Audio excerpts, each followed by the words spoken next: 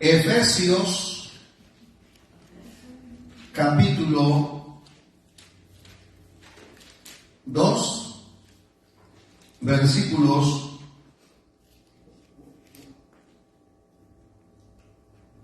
11 hasta el 22.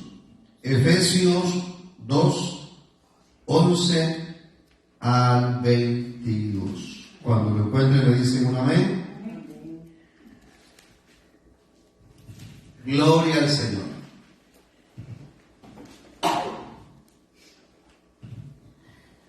Dice la palabra del Señor: por tanto, presten atención a esa primera palabrita, por tanto.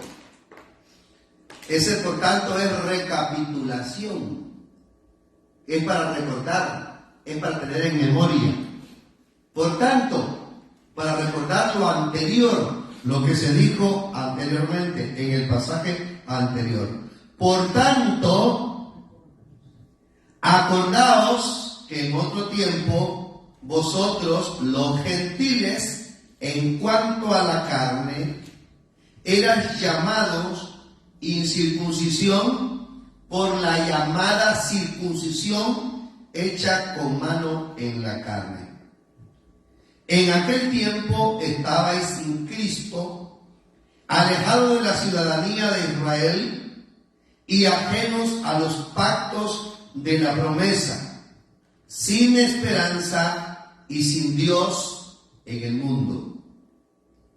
Pero, cambio, comparación, pero ahora en Cristo Jesús, vosotros que en otro tiempo estabais lejos, habéis sido hechos cercanos por la sangre de Cristo, porque Él es nuestra paz, que de ambos pueblos hizo uno, derribando la pared intermedia de separación, aboliendo en su carne las enemistades, la ley de los mandamientos expresados en ordenanzas, para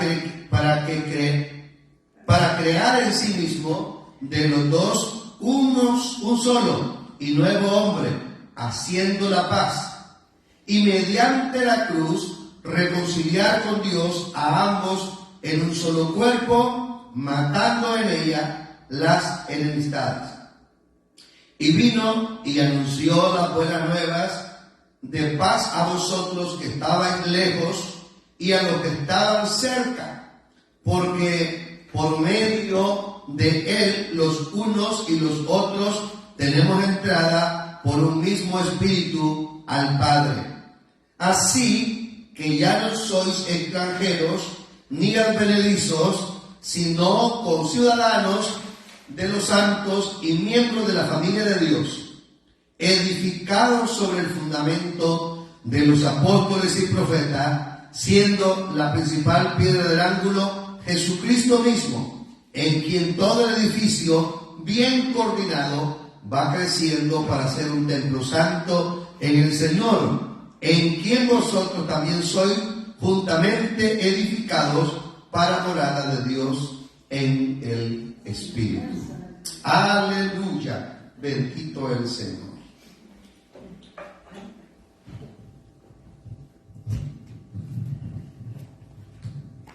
Continuando con la serie de sermones en la epístola a los Efesios, quiero hoy hablar sobre la reconciliación a través de Cristo. La reconciliación a través de Cristo.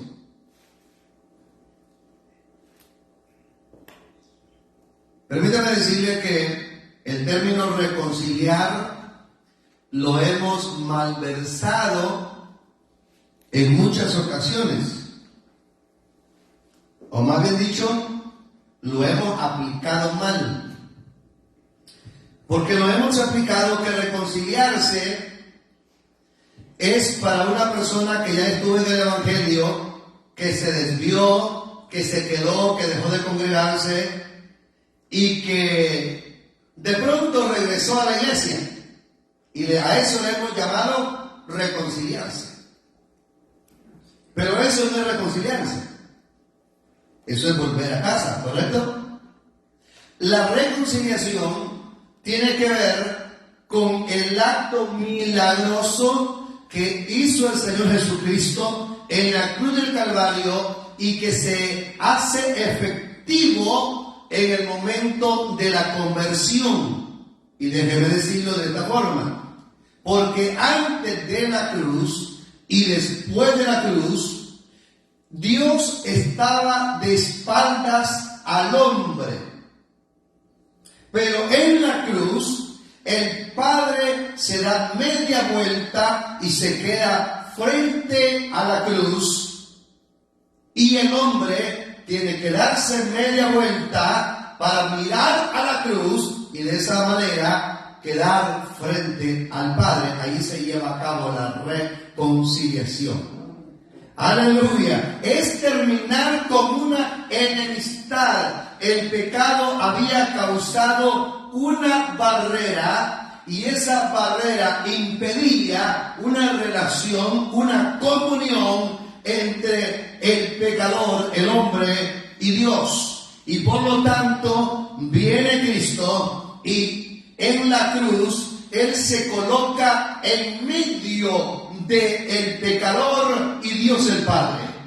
Se coloca en medio, en un hombro, sosteniéndose del Padre, porque el Padre exigía justicia y la justicia exigía castigo. Pero por el otro lado está el brazo de la misericordia y del perdón, el cual está suplicando Cristo para los pecadores. De manera que cuando venimos a Cristo, la justicia de Dios se nos es imputada, pero esa justicia nos declara inocente. No nos convierte en inocente, nos declara inocente. Somos absueltos de culpa, merecemos el castigo, merecemos lo que conlleva la pena, que conlleva la culpa, pero gracias al sacrificio de Cristo en la cruz del Calvario, eso satisfizo la ira de Dios y por eso ahora nosotros somos aceptos en el amado. Bendito sea el Señor. Aleluya. Entonces, podemos observar en ese tema de la reconciliación a través de Cristo por lo menos tres cosas. Número uno, la necesidad de una reconciliación. La necesidad de una reconciliación. Los versículos 11 hasta el 12, siempre volvemos a leerlo, y dice en el 11, por tanto, acordaos de que en otro tiempo pasado, vosotros los gentiles, en cuanto a la carne, eran llamados incircuncisión por la llamada circuncisión hecha con mano en la carne. En aquel tiempo pasado, estabais sin Cristo, alejados de la ciudadanía de Israel y ajeno a los pactos de la promesa, sin esperanza y sin Dios en el mundo. ¿Por qué era necesaria la reconciliación? Porque nosotros antes éramos ajenos a Dios, alejados a Dios, apartados de Dios. Estábamos fuera de sus promesas, fuera de sus pactos, fuera de su relación para con su pueblo. Y el apóstol Pablo dice, por lo tanto, después de haber explicado nuestra triste condición, que estábamos muertos en delitos y pecados, y después de haber explicado la obra que el Señor hizo, que dice que Dios, que es rico en misericordia y con el gran amor que nos amó, dice que nos dio vida en Cristo. Amén. Entonces, ahora, por lo tanto, después de que Él ha hecho esa obra salvadora en nosotros, debemos recordar, debemos traer a la memoria que antes nosotros estábamos alejados de Dios. Y dice la palabra recordar. La palabra aquí es nemenoia. Nemenoia. Y nemenoia es hacer memoria, recordar. Antes éramos llamados gentiles, es decir, paganos. Esa expresión quiere decir paganos. Y éramos llamados incircuncisión, es decir, por el pueblo de Israel. Los israelitas nos decían incircuncisos, paganos, gentiles. Esa expresión es sinónimo de decir inmundos, en otras palabras. Pero no solamente eso, estábamos alejados de los pactos que Dios había hecho con el pueblo de Israel. Entonces, la circuncisión carnal, la circuncisión de la carne, había ocasionado una barrera social entre el pueblo de la promesa y los gentiles. Pero ahora dice la palabra del Señor que nosotros, los que hemos sido llamados incircuncisión por la circuncisión hecha en la carne, ahora nosotros somos conciudadanos. Ahora somos nosotros miembros de una familia. Entendemos que nunca seremos aceptados consanguíneamente por el pueblo de Israel como parte de esa nación, pero sí somos aceptados en el Israel espiritual, en la familia de Dios, porque hemos entrado en pacto con Dios a través de la sangre de Jesucristo. Y aquí debemos saber que los gentiles solo podían acercarse al pueblo de Israel de dos maneras. Número uno, por inclusión. A esto se le llamaba prosélitos. Los prosélitos eran los gentiles que abrazaban el judaísmo y se circuncidaban. Entonces eran contados como judíos, prosélitos. Y también estaban por simpatía. Los que simpatizaban con el judaísmo eran los temerosos. Ahí tenemos a Cornelio. Dice que Cornelio era un temeroso de Dios. Un temeroso de Dios, o uno que simpatizaba con el judaísmo, era una persona que diezmaba, ofrendaba, ayudaba, asistía a la sinagoga, pero no se había circuncidado. Por lo tanto, no era contado como miembro de esa congregación, pero era contado como temeroso, como un oyente nada más. Alguien que necesitaba dar el siguiente paso, y el siguiente paso era circuncidarse y guardar la ley. Pero dice el Señor que nosotros éramos alejados, apartados. Había una separación. Los hermanos de Asia Menor y nosotros obviamente debían recordar que antes estaban sin Cristo, sin esperanza, sin Mesías. Hermano, los gentiles no esperaban al Mesías. No había un Mesías prometido para los gentiles. Voy a decirlo de esta manera. Es decir, sí había un plan de salvación que involucraba a los gentiles. Porque hay pasajes en el Antiguo Testamento que usted no los puede negar, que se está refiriendo a los gentiles. Por ejemplo, Isaías capítulo 55, versículos 1 hasta el versículo 5. A todos los sedientos venid a las aguas, y los que no tienen dinero venid a comprar sin dinero y sin precio vino y leche. ¿Por qué gastáis el dinero en lo que no es pan, y vuestro trabajo en lo que no sacia? Oídme atentamente y comed del bien, y se deleitará vuestra alma con grosura. Y haré con vosotros pacto eterno, la misericordia firmes a David. He aquí yo lo di por jefe y por maestro a las naciones. He aquí llamará a la gente que no conociste y gente que no te conocieron. Los gentiles correrán a ti por causa de Jehová tu Dios y el Santo de Israel que te ha honrado. Aleluya. Ahí está el plan de Dios para los gentiles, pero los gentiles no teníamos promesa de redentor. No teníamos promesa del Mesías. No había Mesías prometido para los gentiles. Por lo tanto, estábamos fuera. Estábamos sin Dios. Estábamos sin Cristo. Estábamos sin esperanza. Excluidos de los pactos, de la promesa. Sin esperanza de salvación. Y dice la Biblia que nosotros estábamos sin Dios. Fíjense que la palabrita del versículo 12 que dice que estábamos sin Dios en el mundo, la palabra griega es ateos. Ateos. Pero ¿cómo es la cosa? Que no ateo es aquel que niega que Dios exista, pues. No, aquel que no tiene a Dios es ateo, aunque crea en Dios.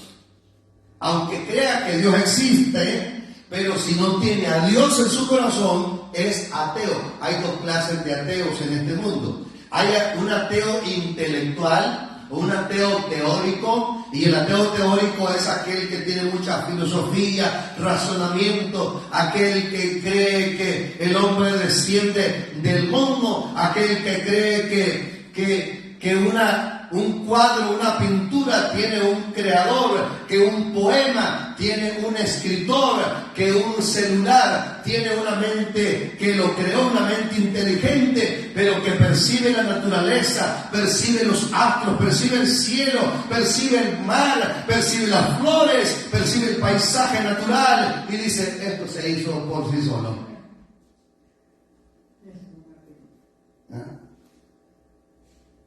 Pero cree que un reloj lo hizo una mente maestra, que una pintura lo hizo una mente maestra, pero él se considera menos que una pintura y que una cosa creada por el hombre. O sea que un objeto vale más que él, porque él no se considera que hubo una mente suprema, un demiurgo que lo creó. Ese es el ateo intelectual, el ateo teórico, pero también está el ateo práctico. El ateo práctico es aquel que cree que todo fue creado por Dios, pero no tiene a Dios en su corazón. Y así estábamos nosotros antes, creyendo en Dios. ¿Cuánta gente no cree en Dios, pero no le obedece?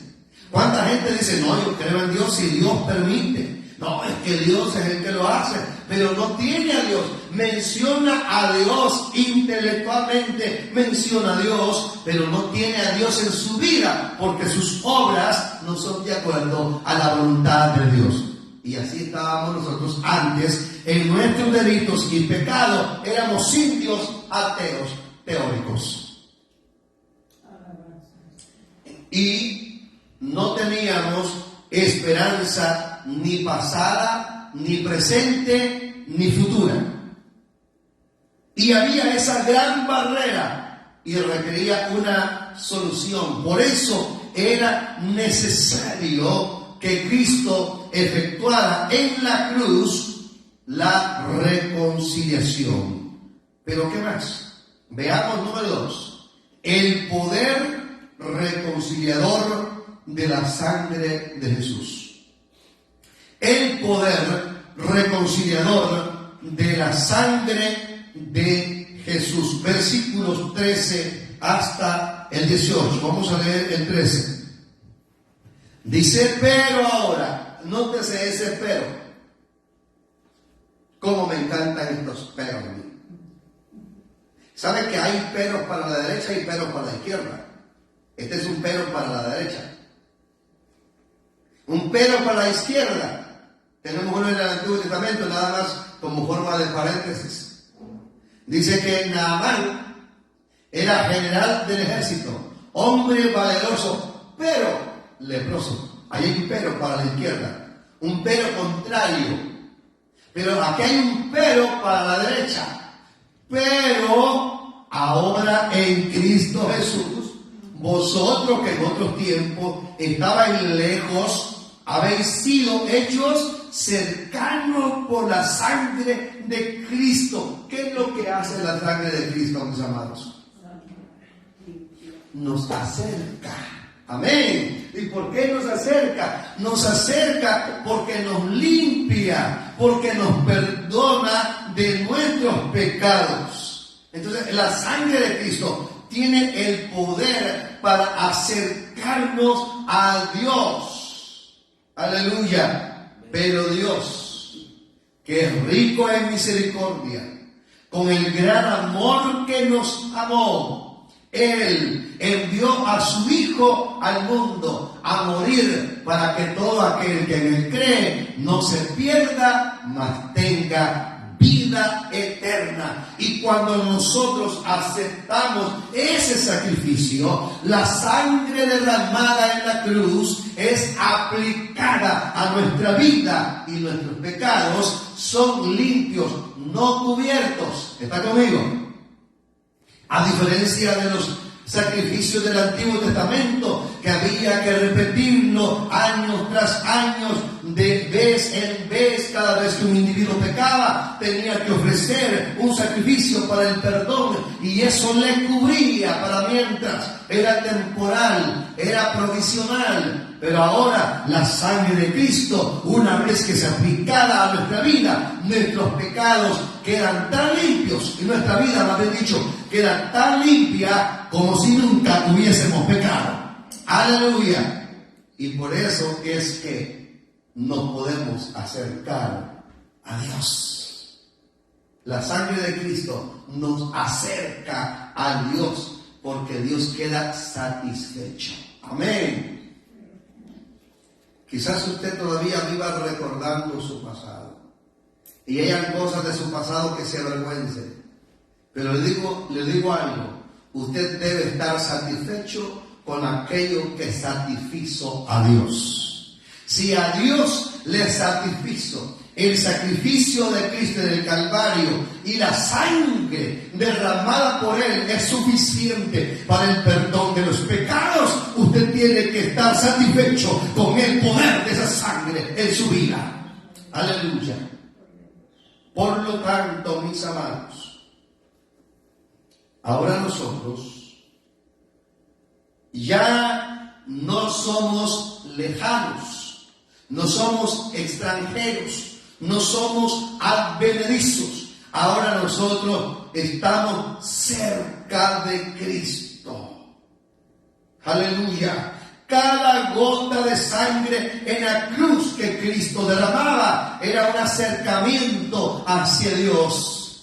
Y ahora el Padre está de frente al mundo, y el mundo debe ponerse frente al Padre y decirle: yo reconozco ese sacrificio de Cristo en la cruz del Calvario.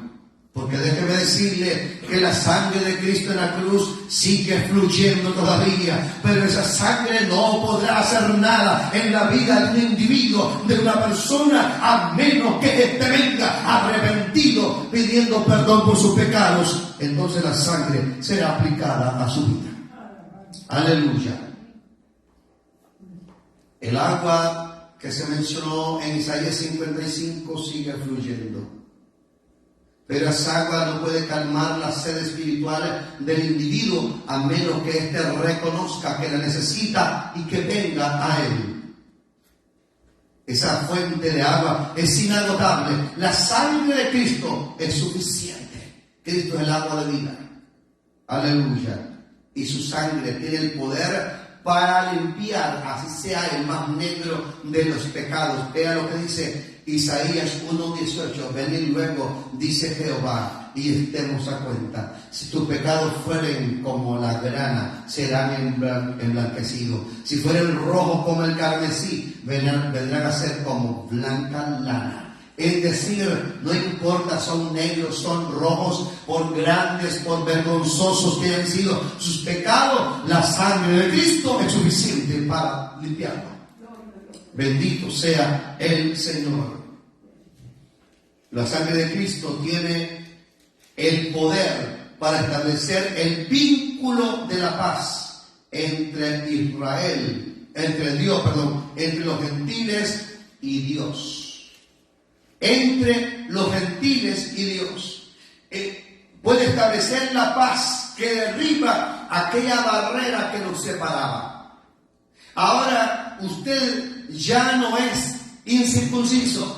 Ahora usted es circuncidado de corazón. Su circuncisión es espiritual. Su circuncisión se ha operado en su alma y por esa circuncisión espiritual ha entrado en relación de pacto con Dios. El pacto que Dios le hizo a Abraham, ahora usted es parte de ello a través de la sangre de Jesucristo. Bendito sea el Señor. Se quita la barrera literal y espiritual. El muro del templo y el velo se rasgó cuando Cristo murió. Eso lo sabemos. Lo dicen los evangelios. Impresionante, pero el velo tenía más o menos 100 pies de altura. En metros eran 18 metros. Sume, por favor, menos. Alrededor de unos 50 y algo, porque estamos hablando de 3 pies por 1 metro, 15, 45, 50, cerca de 60 pies. Pero 60 pies es alto. Y no solamente eso, el velo se rasgó de arriba hacia abajo, no de abajo hacia arriba, porque si fuese de abajo hacia arriba, cualquiera hubiese dicho, alguien lo rompió.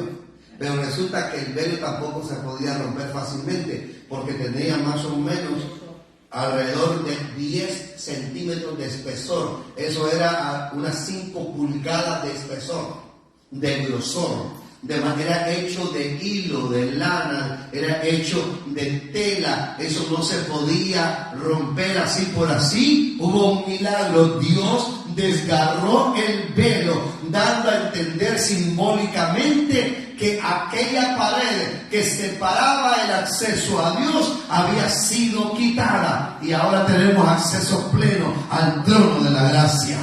Bendito sea el Señor. Podemos llegar confiadamente al trono de la gracia, porque la barrera ha sido quitada. Ese velo dividía el lugar santo del lugar santísimo. El sacerdote podía llegar solamente hasta el lugar santo y el sumo sacerdote llegaba una vez al año, en el día del Yom Kippur, en el día de la expiación, llegaba al lugar santísimo una vez al año. Pero ahora nosotros podemos llegar hasta el lugar santísimo por la sangre de Jesucristo. ¿Cuántos alaban al Señor? Bendito sea el Señor. Denle ese aplauso al Señor en serio. Déselo a Él. Bendito sea Dios. Entonces Cristo mató la enemistad y creó la reconciliación. Aquí hay varias cosas. Jesús mató la muerte muriendo, abolió la ley muriendo y mató la enemistad muriendo. Vea el poder que tiene la muerte de Jesús. Aleluya. Nadie mata muriendo, ¿verdad? Se murió y se acabó. Pero Cristo muriendo dio vida. Muriendo mató, muriendo venció, muriendo obtuvo la victoria y esa victoria ahora es nuestra. Qué precioso saber que dice la Biblia que nosotros vamos de triunfo en triunfo y de victoria en victoria. ¿Y sabe por qué? Porque nosotros caminamos y corremos en una plataforma de victoria. No hay peligro de fracaso alguno si nos mantenemos en Cristo. Por eso el escritor de los Hebreos dice, puesto los ojos en el autor y consumador de la fe. Mire a Cristo. Mire a Jesús. No mire al hermano, no mire a la hermana, no mire al líder. Vea a Cristo. Él ya venció. Bendito sea el Señor. Gracias, mi Dios. La sangre de Jesús tiene el poder de otorgar los mismos derechos a todos. Versículos 17 y 18, por favor. Vea lo que dice. Y vino y anunció las buenas nuevas de paz a vosotros que estabais lejos y a los que estaban cerca. Esto me lleva a Juan capítulo 1, versículo 11 y 12. A los suyos vino y los suyos no le recibieron. Vea eso por favor. A los suyos vino, a su creación. Y los suyos, ahí hay dos cosas. Lo suyo está en singular y los suyos en plural. A lo suyo vino, a su creación. Y los suyos, el pueblo de Israel, no le recibieron. Y a los que le recibieron, a los gentiles, les dio potestad de ser hechos hijos de Dios. Aleluya. Y la sangre de Cristo nos otorga los mismos derechos. Seguimos leyendo en el versículo 18. Dice así: porque por medio de él, los unos y los otros, tenemos entrada por un mismo espíritu al Padre. Y así que a manera de resumen, a manera de conclusión, para remachar lo que sigue diciendo, o lo que quiere decir, o lo que ha dicho, dice Pablo: así que ya no sois extranjeros ni advenedizos, sino que conciudadanos de los santos y miembros de la familia de Dios. Aleluya. ¿Cuál es el deseo de Dios? El deseo de Dios es crear de los pueblos uno solo. Aleluya. De dos pueblos hacer un solo cuerpo que no se llamen judíos ni gentiles, sino que se llamen un cuerpo llamado la iglesia, salvos por un mismo sacrificio y limpios por una misma sangre, la sangre de Jesucristo. Este es un misterio. Aquí hay un misterio. ¿Cuál fue el misterio? Mire, ¿por qué fue que a Pablo le dieron muerte? ¿Nunca se ha preguntado usted por qué a Pablo lo mataron? Si cuando usted lee la epístola, usted ve que Pablo entraba a las sinagogas y hablaba de la palabra, hablaba del Mesías y no pasaba nada. Algunos creían en Cristo como el Mesías, otros le rechazaban, pero no pasaba nada, no pasaba de ahí. Pero ¿por qué le llevaron a la muerte? ¿Por qué lo sentenciaron para matarlo? ¿Y por qué lo mataron? Él predicaba en día sábado, predicaba en día domingo, predicaba en cualquier lugar donde tenía oportunidad. Entre los judíos también les predicaba y le escuchaban. Pero ¿por qué lo mataron? ¿Sabe por qué? Porque él comenzó a decir que había un misterio que había sido revelado a él. Y el misterio era que de dos pueblos Dios haría uno. Y los judíos, los israelitas, cuando escucharon que los gentiles serían como ellos, dijeron: no, eso no puede pasar, eso jamás, esto es una herejía, a este hay que matarlo. Y por eso lo mataron. Y si usted va a Gálatas, habla de lo mismo, que no son israelitas los que son circuncidados, sino aquellos que tienen a Cristo en su corazón. Eso lo dijo Pablo en Gálatas. Si usted lee la epístola a los romanos, se va a dar cuenta que hay un pleito entre judíos y gentiles, porque la iglesia era mixta, y uno decía: no, nosotros somos los verdaderos cristianos y estos son allí arrimados a hacer. Y viene Pablo y le dice: no, señores, discúlpenme, pero es que en Cristo Dios quiere hacer un solo pueblo. No se nombren ni judíos ni gentiles, llámense el cuerpo de Cristo, porque eso es lo que Dios quiere hacer, y por eso lo mataron.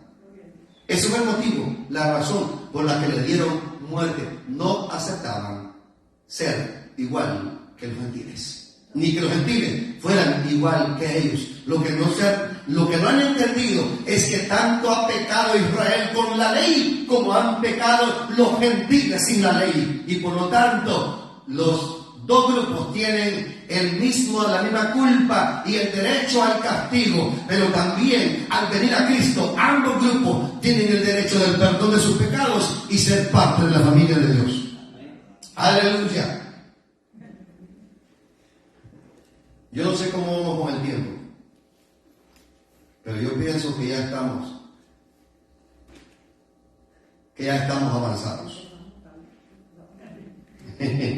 Aleluya. Solo me queda un punto más. Y para no dejar un punto, porque un punto no es un sermón. Un punto no hace un sermón. Usted le puede decir, ver características de un cristiano y va a decir: el cristiano es fiel, y se acabó. No, entonces diga de la fidelidad del cristiano. una sola cosa. Entonces, como me queda un punto y con un punto no lo puedo hacer, voy a continuar. De manera que, mis amados, la sangre de Cristo produce también resultados. Ahora veamos los resultados de la reconciliación. Número 3. Les dije, número 1, la necesidad de la reconciliación. Número 2, el poder de la sangre de Cristo para reconciliarnos. Y número 3, los resultados de la reconciliación. Versículos 19 hasta el 22. Uno de los resultados es que ahora nosotros somos santos, miembros conciudadanos. Tenemos una ciudadanía en el cielo. ¿Cuántos alaban al Señor por eso? Amén. Cuando usted viene a Cristo, hay dos cosas que Dios le entrega.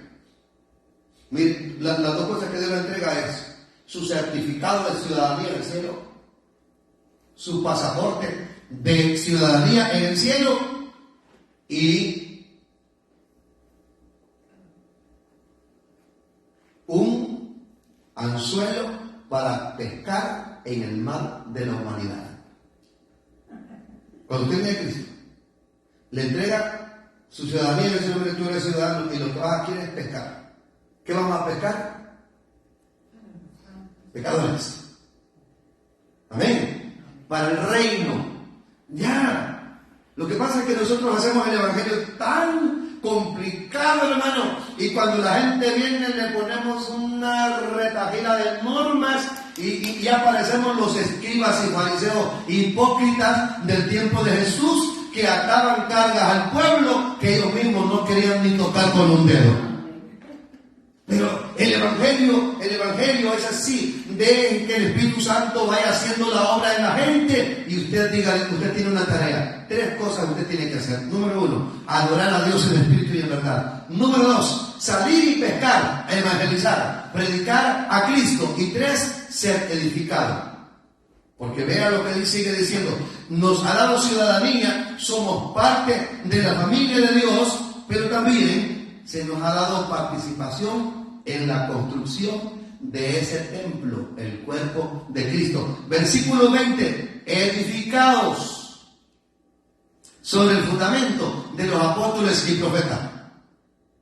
Ya se nos dio la ciudadanía del cielo, se nos dio afiliación, somos parte de la familia de Dios, pero ahora también, dice, ahora trabajar, ahora hacer algo. ¿Y qué es lo que vamos a hacer? Vamos a edificar sobre el fundamento de los apóstoles y profetas, donde Cristo es la piedra principal del ángulo, el fundamento. Escúchame bien, la piedra donde se comienza la construcción es Cristo. Aleluya. Y sobre esa piedra vamos a comenzar a edificarnos. ¿Y cómo vamos a edificar? Vamos a edificar para ser un templo santo en el Señor. Y vean lo que dice el 22, en quien vosotros también sois juntamente edificados para morada de Dios en el Espíritu. Vea qué bonito. Nosotros trabajamos para edificar este cuerpo y al mismo tiempo somos edificados nosotros en ese cuerpo también. Bendito sea el Señor. Y se nos da la participación. Los apóstoles y profetas ponen el fundamento. Escúchame bien lo que le voy a decir. Aquí hay un asuntito que tiene mucha carne, que tiene mucho de qué hablar. Porque hoy en día estamos viendo por todos lados que hay apóstol por aquí, apóstol por allá. Ahora hay apóstol de apóstoles. ¿Sabían eso? Y la Biblia al único que le llama apóstol de apóstoles en hebreo es a Cristo. Él es el apóstol de los apóstoles. Porque apóstol viene del verbo apostelo, y apostelo es el que es enviado a una misión especial, a una misión de alto riesgo, a una misión que, de ser posible, si tiene que entregar su vida por cumplir la misión, la tiene que entregar. Entonces, porque hay 2 verbos para enviar. El verbo pempo es enviar, tempo, envío. Yo le digo a uno de ustedes, vaya y tráigame tal cosa, lo envíe. Pero ese envío no recorre riesgo. Entonces, Cristo es el apóstol de los apóstoles, el enviado número 1, el apostelo número 1, porque él fue enviado a una misión de alto riesgo, donde tuvo que dar su vida por nosotros. Entonces, los otros apóstoles son enviados también con un alto riesgo. Y déjenme decir algo, solo hay 12 que se llaman los apóstoles del Cordero. Y esos apóstoles tenían algunos requisitos. Número 1, haber sido testigo de vista y oído de Cristo desde su bautismo hasta su ascensión. Y más tarde se incluye al apóstol Pablo también. Pero, escuchen bien esto, ¿verdad? Como un ingenio. Exacto. Él dice como un adoptivo. Ahora, ¿quiénes ponen el fundamento? Los apóstoles y profetas. Hoy en día no hay apóstoles. El fundamento ya está puesto. No necesitamos levantar otro fundamento, porque entonces sería otro cuerpo, otra iglesia, otro edificio.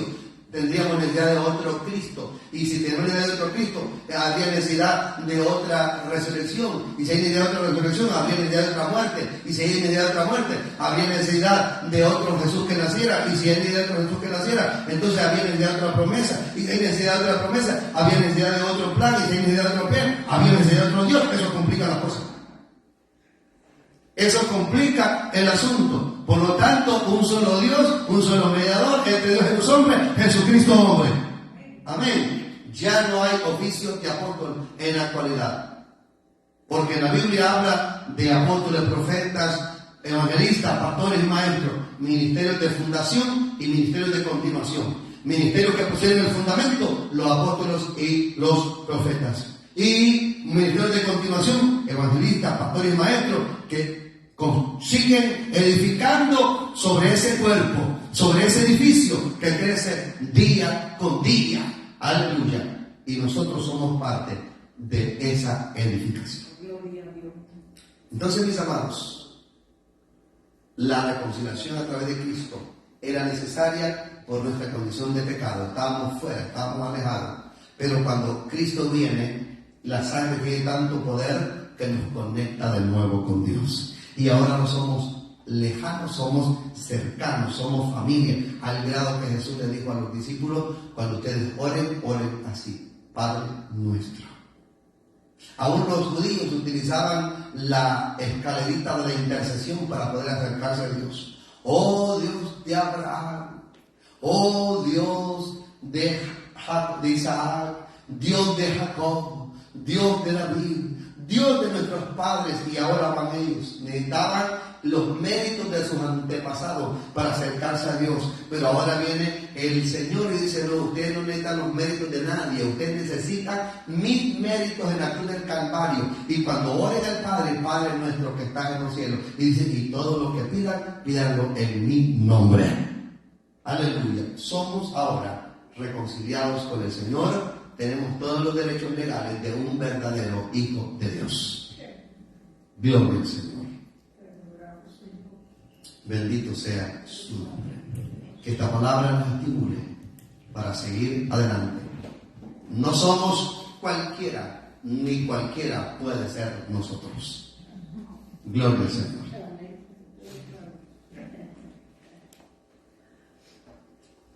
Aleluya. Que esta palabra haya tocado corazones, haya tocado vida de los que nos escucharon, nos vieron a través del Facebook. Gloria al Señor.